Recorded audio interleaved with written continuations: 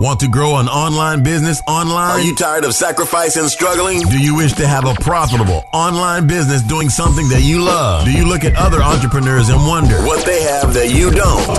Welcome to the Ballhead Marketing Podcast, a place where online entrepreneurs can learn new marketing strategies for their online business and be inspired by other entrepreneurs who are making a difference online. Listen as your host, Ahmad Austin, unveils unique marketing strategies from marketing experts and from his own personal experience. Welcome to ballheadmarketing.com, unveiling marketing strategies to get more leads and more sales. Welcome to Ballhead Marketing. Hey, Ahmad Austin here with Ballhead Marketing. Today on the call, we're going to have Alex Genadinik to talk a little bit about some of the marketing strategies that they use. He's going to talk about how the lack of execution is prevalent in the online marketing community. He also talks about a unique way to get retweets using paid traffic in third world countries. He also talks about how YouTube can be the best source for driving traffic to your website. This is one of my favorite sources to drive traffic in my online business. He also talks about 80% of his success comes from leveraging search in native platforms such as Amazon and mobile apps. Tell me a little bit about yourself and what you do. So I'm originally a mobile app developer, and a couple of years ago I created some, I guess, relatively successful mobile apps. They're apps on iOS and Android. They help people plan and start their business.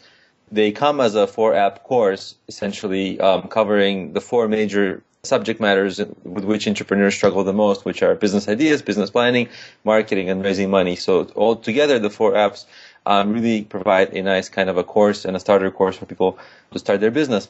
After about 300,000 downloads of the apps, I took, it's actually an interesting story.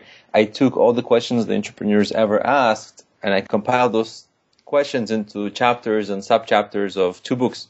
One is a book on purely starting a business, and the other is on promoting the business. And since then, I've written 3 other small Kindle books, but these are the 2 core books. And also since then, I created I think it's 17 Udemy courses, also on all kinds of different topics of like starting a business, promoting a business. This, all in this niche. And lastly, something I'm actually most excited about is YouTube. I have like a business channel. I post a new video every day. Awesome. And I just kind of enjoy it the most, and that's why I'm most excited about it. So it's kind of a long way to explain the business because there's so many different products, but I guess this is it. So it's apps, books, courses, and YouTube. That's awesome. When did you get started with the app? I started to teach myself to make mobile apps in about February of 2012, and I was able to release my first app in I was a software developer before, so I had a little bit of an advantage. And early August 2012, I released my first app, and it was the worst app in the world because Android allows you to release anything. So it had like no logo, it had no anything. It almost had no features. It was just a thing. But to my surprise, I started to get like a couple of users a day, and I was like, oh, okay, wow. But then it kind of quickly grew because I was able to also improve it. But yeah, when it started, it was terrible. That's awesome. That's awesome. Now, most of your businesses are geared to online business. Why online business? It's not just because, well, a lot of the entrepreneurs that approach me, and by the way, my career has been all about online business, but a lot of the entrepreneurs that do approach me, they, for the most part, approach me with very traditional business ideas. How to start a coffee shop business, how to start a restaurant, how to start cleaning, how to start like handyman business, those types. That's a majority of them actually. But what I know and how I grew my business is really the online. Because I was in California in the .com boom. And I just finished high school, and the .com boom was just like happening next door to me, and it was just the most natural thing to get into, and it just kind of kept with it. Okay, awesome. Now, I know you have the book, and it's basically telling people how to start up getting business ideas and that kind of thing. Tell us a little bit about the book and how people can get started using their business ideas. Right. So the book is really geared to take a person from business ideas to an actual business. So it covers things like, yes, it does cover things like business idea fundamentals, like how to improve your ideas, how to get business ideas, how to know which ideas are good and how to tell which ideas are not so good. But then it quickly gets into other topics as people start. So like business formation issues, protecting intellectual property. It gets into, of course, almost all entrepreneurs at one point or another ask about raising money. Right. So then it has a chapter on raising money, and then it has a chapter on actually starting. So, that's just the methodologies of like Steve Blank, Eric Ries, all the smart thinkers today. Right.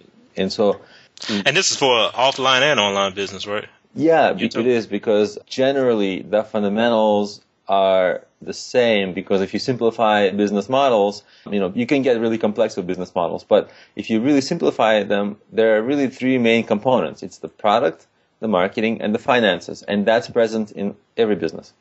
And so the fundamentals, they really surprisingly hold up, among all the different kinds of businesses.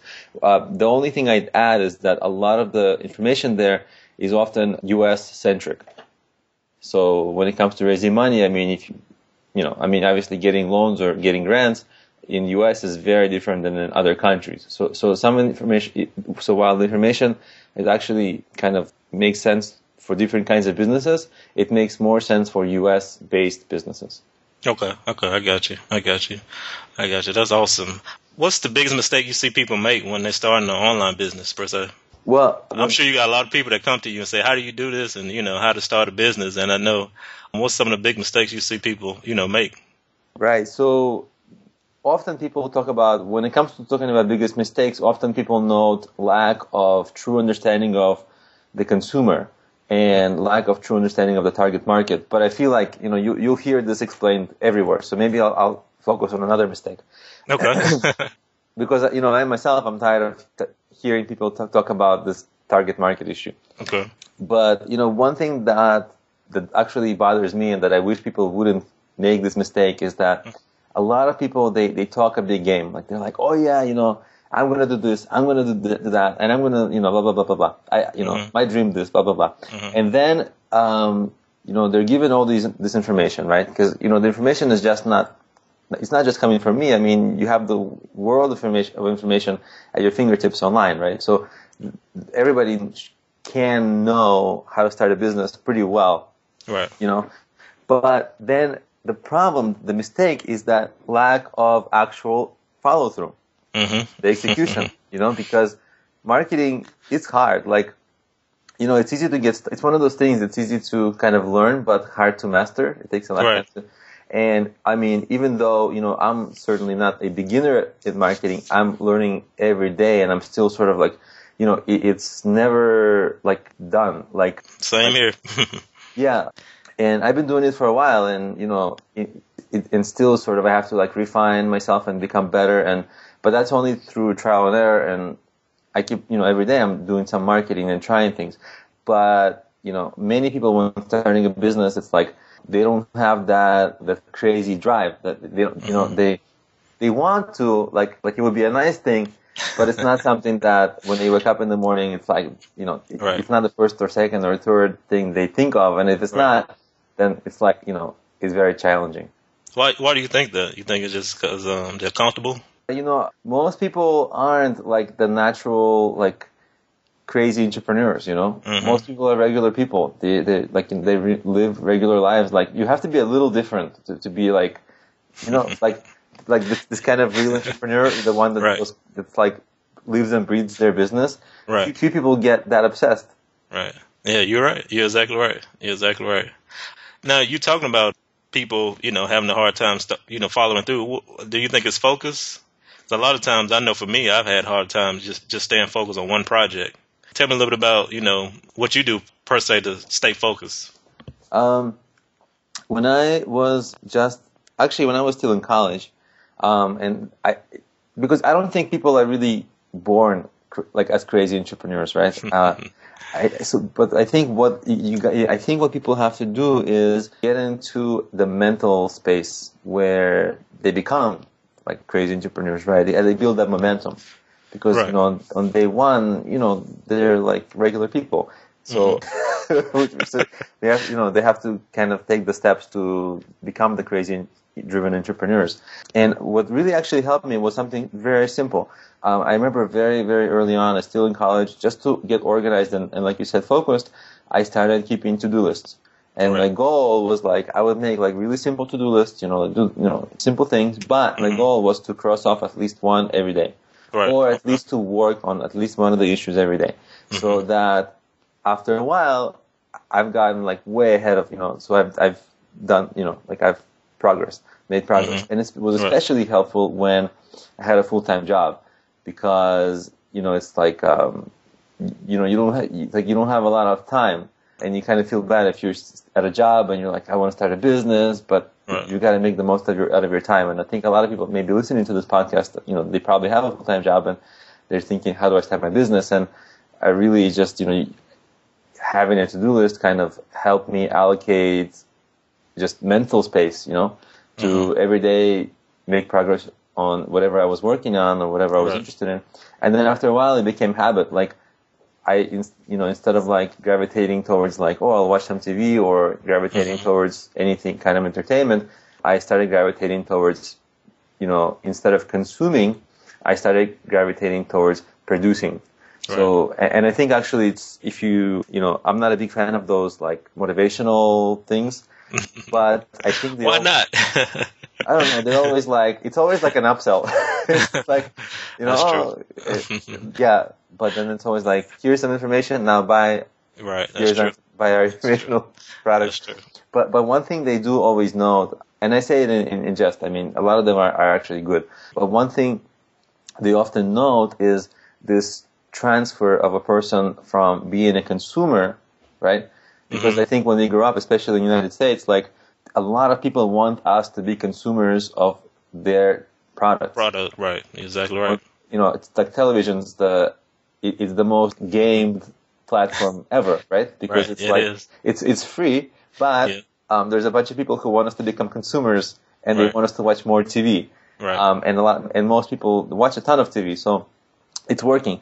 But the transfer that has to happen is that we have to become those producers and instead of consumers, and then we have to start convincing other people to become consumers of our stuff. You're so right. You're right. You're exactly right. Now, we talked about starting an online business, getting ideas and focusing. What are some of the biggest marketing mistakes you see people make when they have their own business? So, of course, it's like I mentioned, is the lack of hustle, right? It's because you kind of have to be so resourceful and creative that without it, not almost nothing's going to work, But besides that, it's, lack of complete strategy. I often see people get I can give some advice try search engine marketing, try SEO. And the person can go, okay, I'll try it. But it might not make sense for their business, right? And then they might not learn how to do it, and they might try to throw money at it by hiring some agency that they don't know if it's a good agency or bad. And, usually people end up with poor results, by, they don't try to, learn, especially when the business is new. My approach was, instead of outsourcing, which would have been easy, I learned everything. And maybe to a fault, because I learned how to make the products, but also learned how to promote them. And so that really stretched me very thin. But at the same time, I can do almost any job in my business, other than design.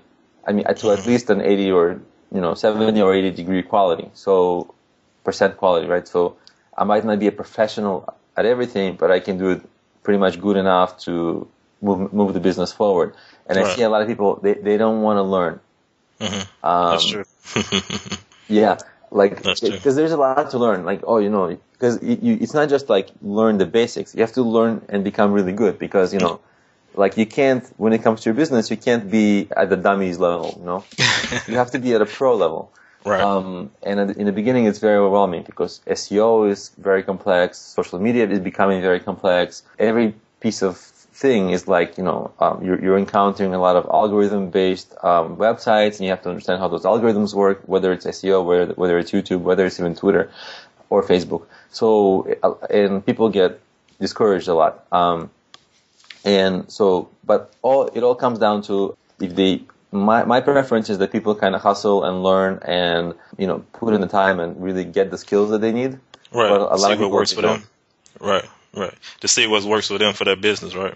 Yeah, because when you're starting, you've got to be on the front lines of this thing in everything. Like talking to customers, even being like nose deep in the product development. Even if you're not programming, you should still the strategy for the product should be all from you.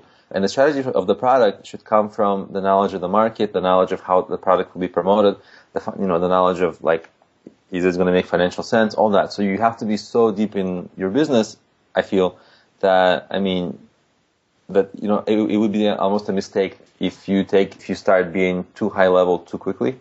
Because I feel like, especially in the beginning and during the growth, like I think the entrepreneurs have to be like really deep in the details of the execution of things. Yeah, I totally agree. Can you talk a little bit about some of those things that you talk about in your course? Yeah. So generally, whenever it's hard to know where to start because it's such a large topic. Yeah. But let's start with social media. How do you use social media to boost your ranking? Right. So it's interesting because you see, it was hard for me to start because you see, none of these things like social media or ranking or SEO are in a vacuum, right? They all play together. Right, that's true. So, like, historically, SEO was about building links and content. But now, some of the biggest search ranking factors are social sharing.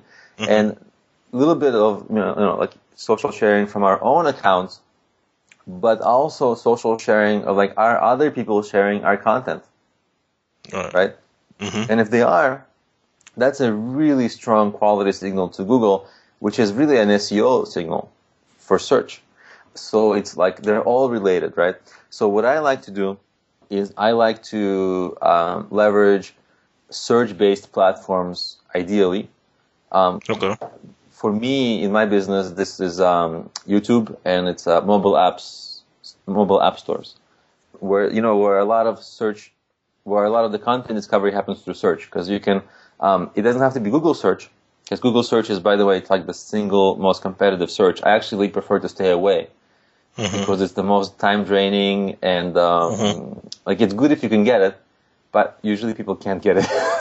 Right. So, no, but it's true. Like it's really, because the expense of it is not even producing the content and trying to do the SEO. The expense of it is really the waiting time before that piece of content ranks and brings you traffic, because it may take, with Google SEO, it may take months, or it might never happen, and the uncertainty is like the worst part of it.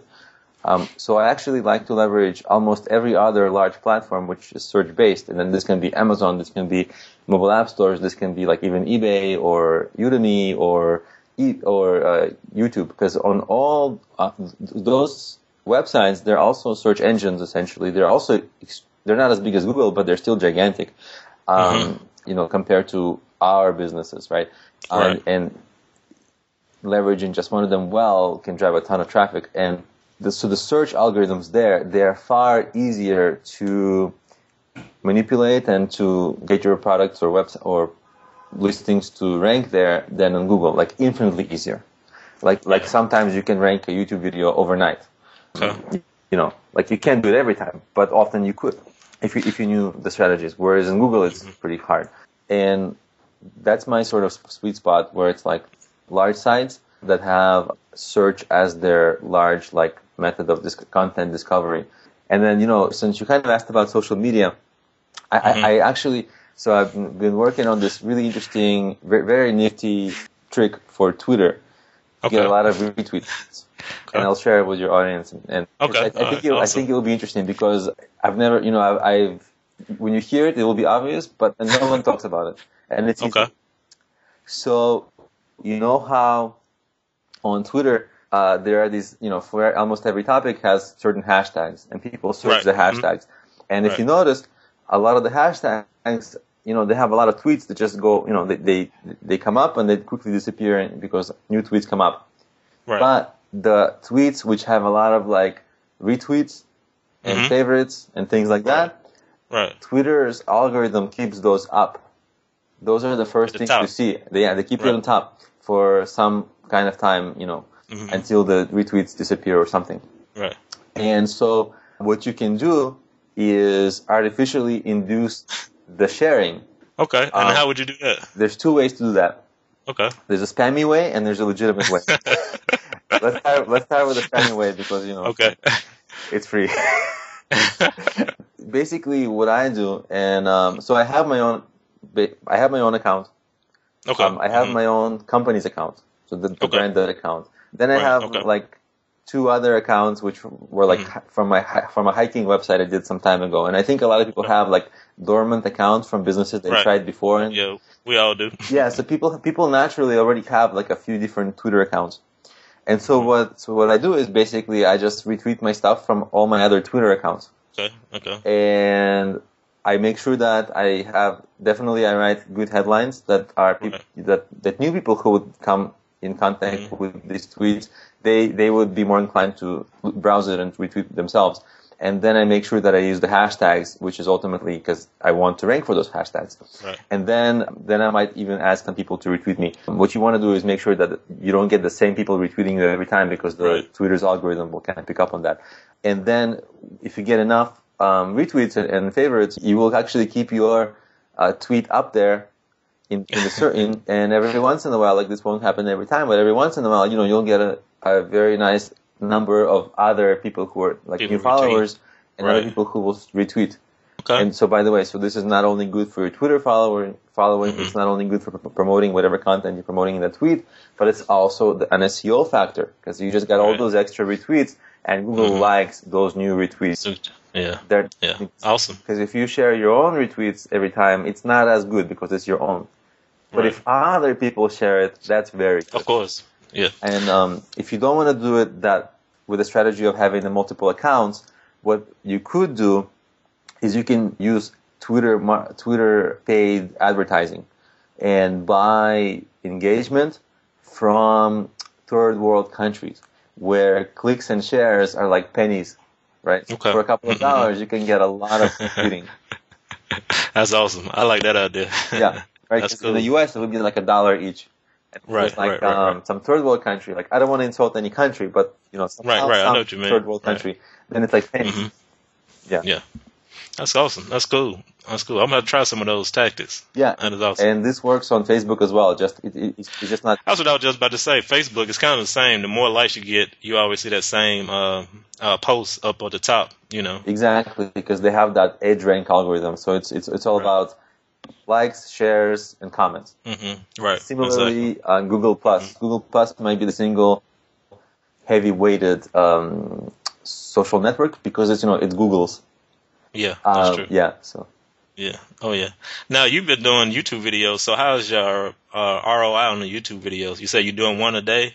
Yeah. And so how's that going for you? Sometimes it gets annoying. Why does it get annoying? Huh? What do you mean get annoying? So every day I have to make a new video. Usually what I do is like I sit down and I make because my genre is a talking head genre where I just sit down and give some advice and answer some questions. So it's kind of easy to make the videos. Mm-hmm. And so what I actually do is I sit down one time and I make like 10 videos. Right. And I just kind of drip them out over 10 next days. But, for every video I have to write a description. For every video I have to do some promotion. Yeah. So it's a little bit time consuming, but I do have like kind of nice growth. Like I think over the last 30 days it grew, and this is not typical, but it grew like something like 25%. So, and YouTube, it's one of the most amazing things online, period. Because it sure is. If you're an online marketer, you can almost get more exposure on YouTube than on Google search, right? Because if you're on YouTube videos, they appear on Google search. Right. They sure do. But Google, right? So you can be on YouTube. You can with one video, you can be on Google search. You can be on YouTube. You can use that same video to improve your existing pages. And also, if the video does well, YouTube starts promoting it for you, like in suggested videos, like on the right side. Oh, yeah. Yeah. That's awesome. So yeah. I know with me, YouTube has been my number one traffic source with my painting website. So that's why I asked you about that. How's your return on investment with the YouTube videos? Because that's like my number one traffic source, and I just love YouTube. But again, I agree with you. It does take a lot of work putting in the descriptions and recording and editing. Especially with me, I have to paint and then I have to edit and that kind of thing. So it takes a lot of work. But it has been the best, best traffic source for me by far, Yeah. I mean, it's not completely clear when you start on YouTube how to make it work for you, but once you get it, like a light bulb goes off, and then you're like, oh my god, YouTube is like amazing. Yeah, it is. It sure is. It sure is. Now, you was talking about headlines, with Twitter and everything. What are some of the things you do to create good headlines? So I'm not the most natural headline writer because what the funny truth online is, the online world is so weird. Like if I write headline like how to rank some website in search, it'll do okay. And then if I same headline, but if I say how to rank this page in search and make more money, Yeah. then it gets like a crazy amount bigger click-through rate. Yeah. So I kind of stay away from those spammy things, but they work. But they work really well. They sure do. So, but I have I kind of have a few lists of examples of headlines that tend to increase click-through rate, and I'll send you over so you can put them in the show notes maybe so people can take a look. I'm actually sending it to you right now as we speak. Okay, awesome. And they're very simple. It's like, and it's really just augmenting your existing headlines to have those extra kind of inflection points that grab attention. Right. Okay. I know with I've tried different headlines within my email when I'm blasting out an email to my email list.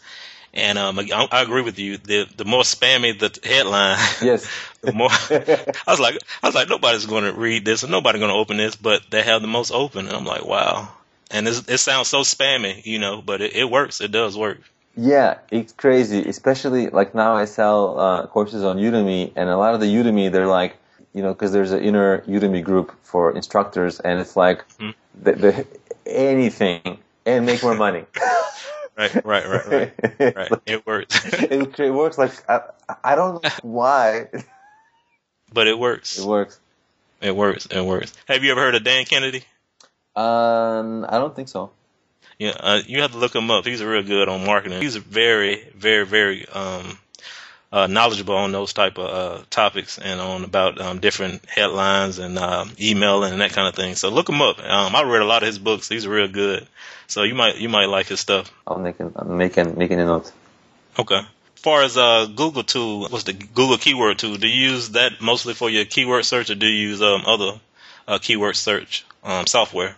Yeah, I still like the good old Google keyword tool. I think they changed the name to Google Keyword Planner, but it's the same thing. I still like it. Yeah, I've been using the thing for years. I mean, I think almost to the point of, you got to be cautious to choose the keywords because everyone is using that tool now. And so everyone is getting the same keyword ideas. Right. That's true. So some keywords, they might not be competitive at all. And the keywords that this tool suggests are probably the most competitive because everyone is using that tool. Right. Yeah, I was just wondering because a lot of people are promoting other software, and I just kind of wanted to get your take on it, that versus other, keyword search tools, software. Yeah. Have you ever tried any other? You just always use Google? I just always use Google. I probably should have used the other ones, like SEO Moz. I'm sure has something good. Yeah. Longtail Pro. Yeah, I just kind of probably this is a little bit of a fault of mine. I probably should be more on top of it. Okay, no, that's fine. I just want just get an idea. With your business, what's one marketing strategy that has brought you 80% of your success? So it's kind of something I noted. It's really leveraging search inside native platforms. So what do you mean by that?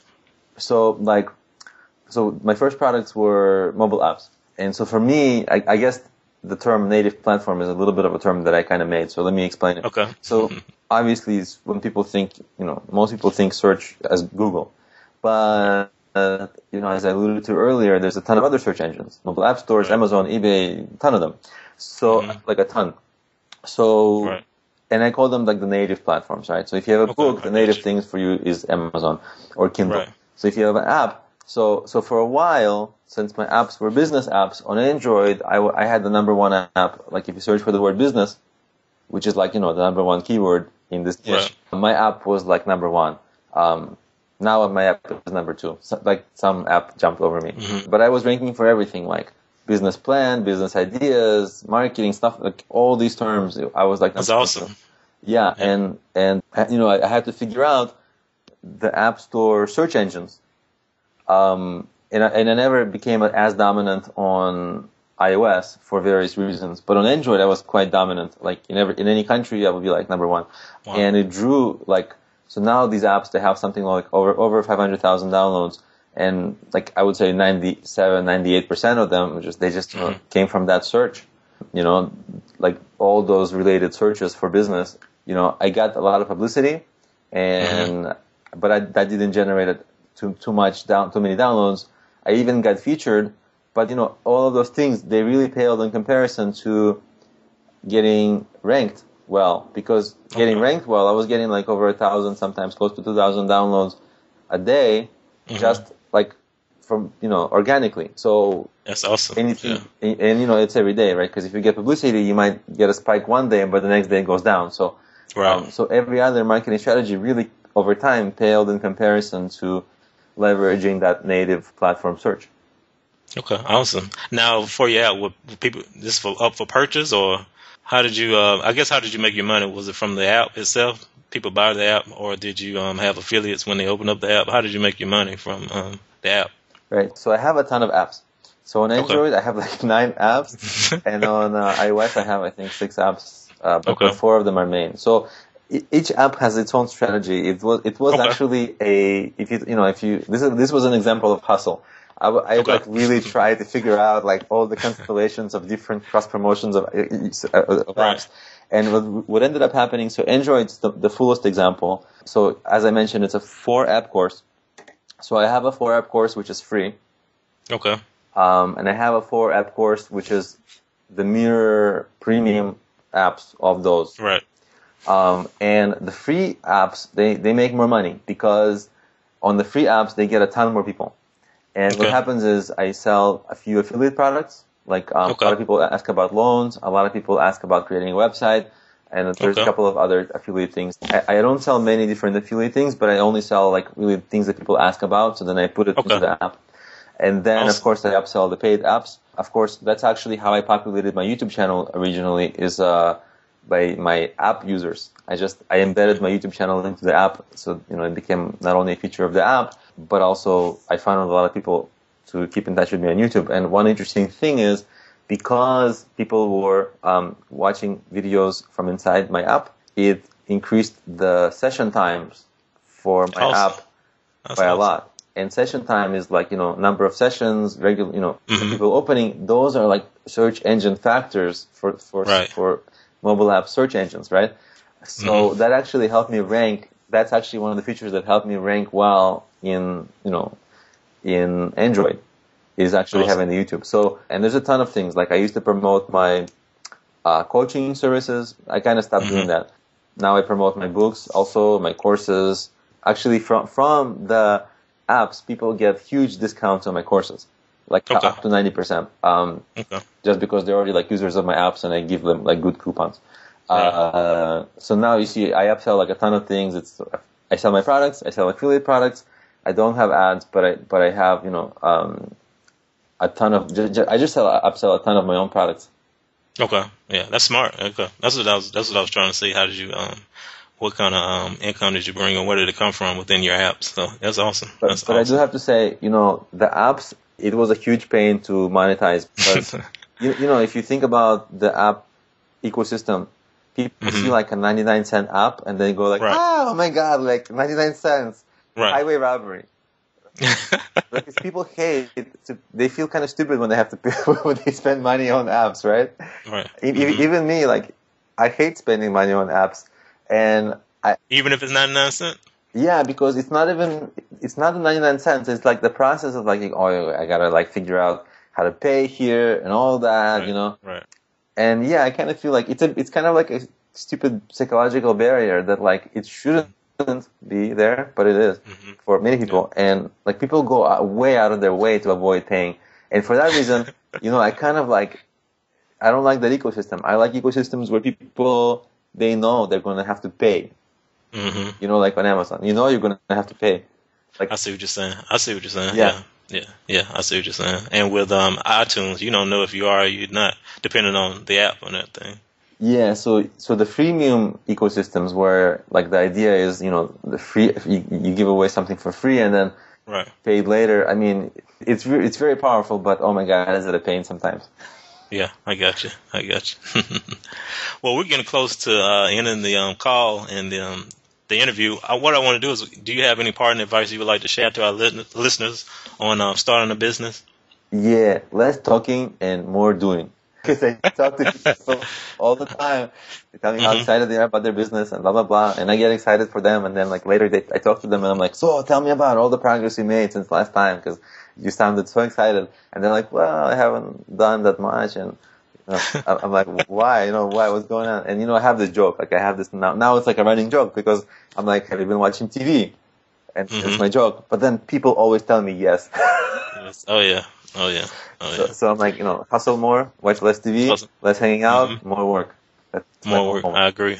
Totally agree. Now, how can my audience find you and reach you and learn a little bit more about you and your business? So my website is problemio.com. My Twitter handle is my last name, which is brutal. So maybe they'll find it in the show notes. It's impossible to spell phonetically. Right. But yeah, it's or my email is alex@problemio.com, and I love hearing from people. So definitely, if anyone has questions or anything, feel welcome to email me. So I think the easiest thing to remember is alex@problemio.com. Okay, awesome. Well, Alex, I appreciate you being on the call, and I thank you. I learned a lot just from that strategy of just using the apps and everything. So I appreciate it. And again, I appreciate you being on the call. What I want to do is give you a gift. I appreciate you doing this interview with me. I'm an artist, so I wanted to send you a painting. Oh. And if you don't mind, just email me your address, and I'll send you a painting just to show my gratitude for you doing this interview with me. Oh, that's very kind of you. That's very cool. Yeah. I've been on many podcasts, but you were the first one who actually gave me a gift. That's cool. Okay, thank you, man. I appreciate it.